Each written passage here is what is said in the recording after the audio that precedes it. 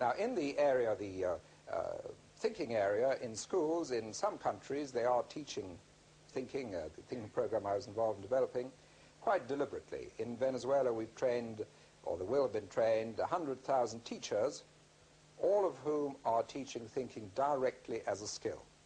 Now, the biggest effect of that, the biggest change we get there, is the following, that the self-image of the pupil, instead of being a self-image of I am intelligent, or conversely, I'm not intelligent, therefore not interested in school, that's a very defensive one. It means I must prove I'm right and so on.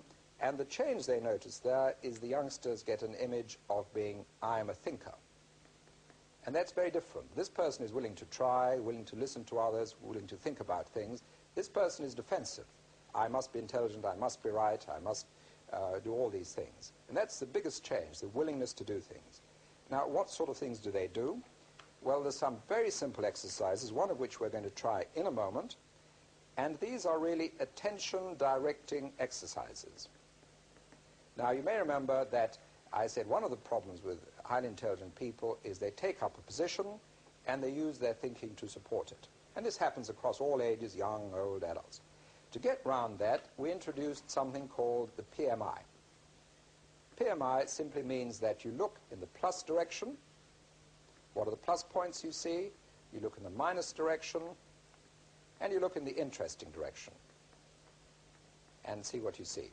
When you've seen all these things, what you see there, what you see here, what you see there, then you take your decision on the whole situation, rather than making up your mind and using your thinking to support it.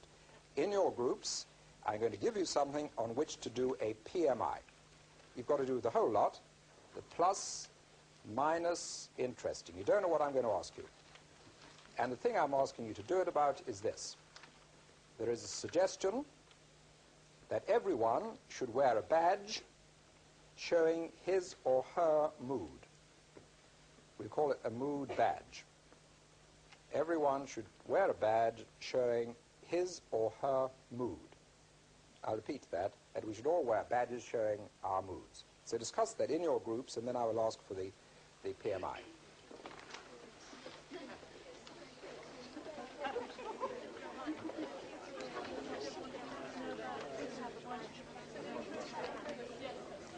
All right, let's see what you've got. Let's have from the front group sitting here, I want some of the minus points only. Yes? You would have to carry a lot of badges around with you. You'd have to carry a lot of badges. Yes? You'd have a load of holes in your lapel. You might have a load of holes in your lapel. Another minus point? You might have a certain amount of dishonesty of people showing what they wanted people to see. Yes, what way of deceiving people. All right, let's now have some interesting points from the group at the back at that corner. Do people really like to show their moods to other people? Yes, is it an advantage? Are all people the same in it? All these things, yes? Where would you wear them? If you were in a car, would you stick it on the front of your car? Yes, okay. Let's have some more interesting points from the over there, the group over there. Yes, the lady. What kind of badge you'd wear to an interview?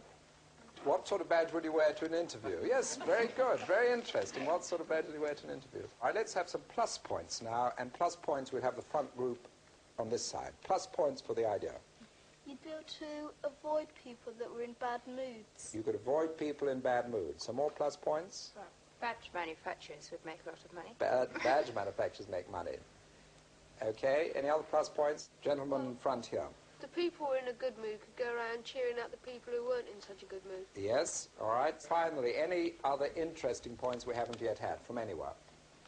All right, the girl in the middle of the second row over there. What people would wear in the bar. What people would wear in the bar. Okay, where would you put your bags in the bar? All right, fair enough. Now, of course, the key point about it is not only to do it when you're in doubt, but to do it when you're absolutely sure something is a good thing, a bad thing, and so on. In other words, to get that exploration of thinking instead of just reach a decision and use your thinking only to back it. It's the exploratory quality of thinking, then reach your decision. Now we'll come to the end, and I'll summarize what we've been talking about, what I've been talking about in this exercise. And the first point is that thinking is a skill. I think that's the most important point of all. Because once we accept thinking is a skill, we can try and do something about it, we can pay attention to it, we can practice it, we can gain confidence in it, as indeed a juggler gains confidence in juggling.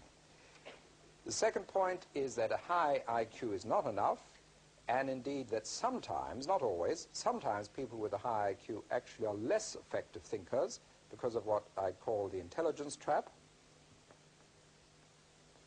That's the second point. The third point, and it's a curious one, is that on the whole we need to think more slowly. One of the reasons most people get the bottle and basin problem wrong is they think very quickly. They think, well, the water above, the water underneath doesn't make a difference, so the level stays the same. Really need to think pretty slowly, moving from point to point. What have we got here? What have we got there? What have we got there?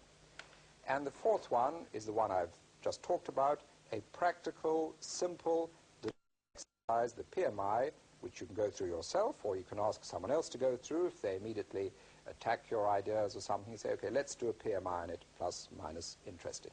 So we're looking in general at thinking as a skill, something we can practice, we can pay attention to, we can do something about, and even if we use some pretty simple operations, they can in the end make quite a big difference.